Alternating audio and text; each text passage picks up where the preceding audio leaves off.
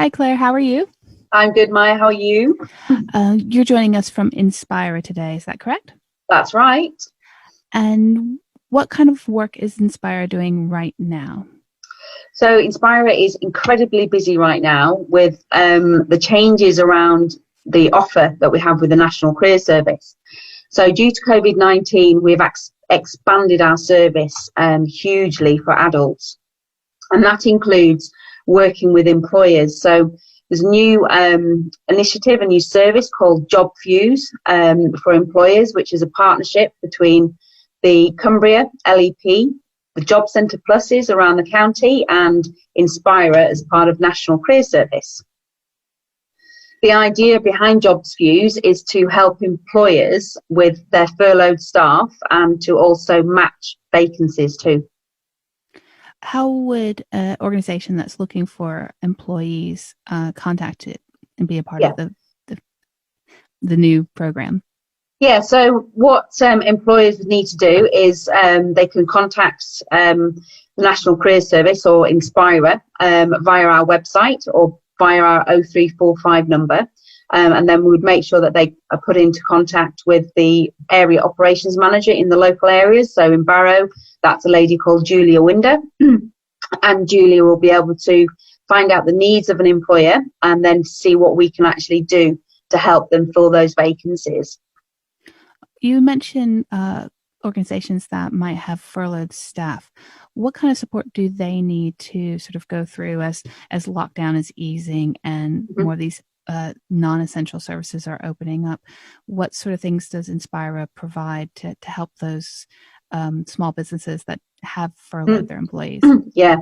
So one of the main things that we can actually do with furloughed staff is help employers and the furloughed staff identify skills gaps. So as we all move back into this new world that we're living in, and particularly where digital is becoming important, and certainly people are going to be working in very different ways within a workplace as well as outside of a workplace, we can help to identify some skills gaps, and we can help to then signpost and put people and furloughed workers onto online courses so they've got the skills there. For example, mental health awareness, which is really important at the moment for everybody. We have got courses around infection control, lots of things which are relevant to this new way that we're going to be working. Thinking about those sort of courses, things like the infection control, do you imagine that's something that every employer could utilize? Is that something that is important for really anybody out there who's reopening their business?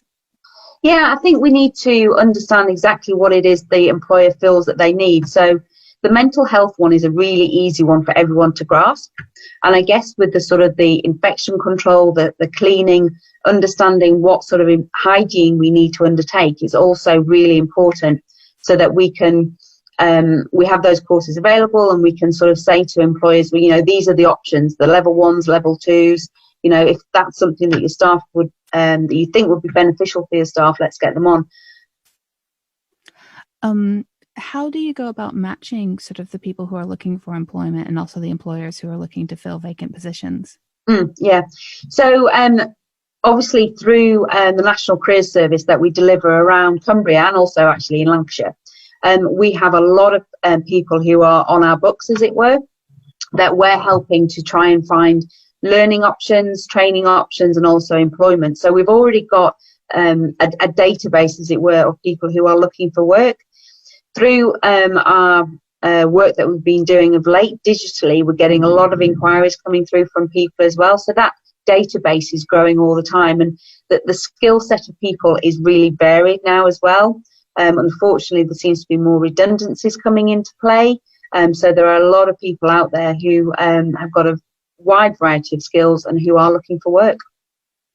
Do you find that, for example, if I live in Askham, I work in Barrow, if I needed to, or if I had approached Inspira for help finding other employment, getting training for other employment, do you think that I would be able to find something in my location? Now, would I need to travel or be open to traveling, say, to Kendal to fill a spot there, or do you think that there's enough of a sort of need in where people are actually living?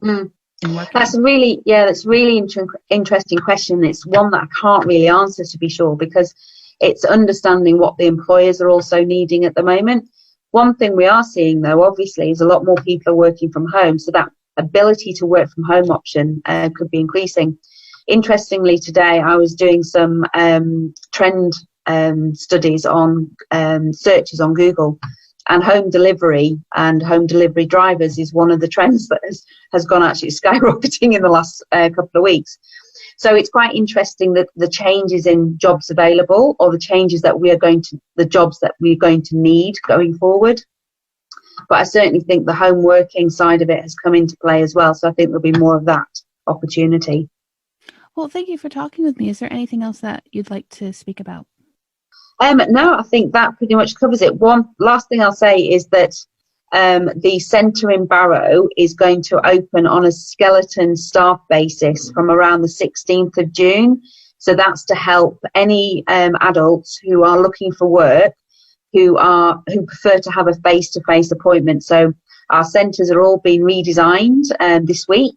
And so it's going to be safe for people to come in and see us. It's going to be COVID secure, as they say. We'll be managing that really closely, but it is that option for people to come and have a face-to-face appointment with one of our professional advisors. And if someone would like to set that up, how would they contact you? Yep. So again, go to the website or go to our Facebook Messenger. So that is at Inspira for Life, or our website is inspira.org.uk. Thank you very much for speaking with me. No problem. Thank you very much, Maya.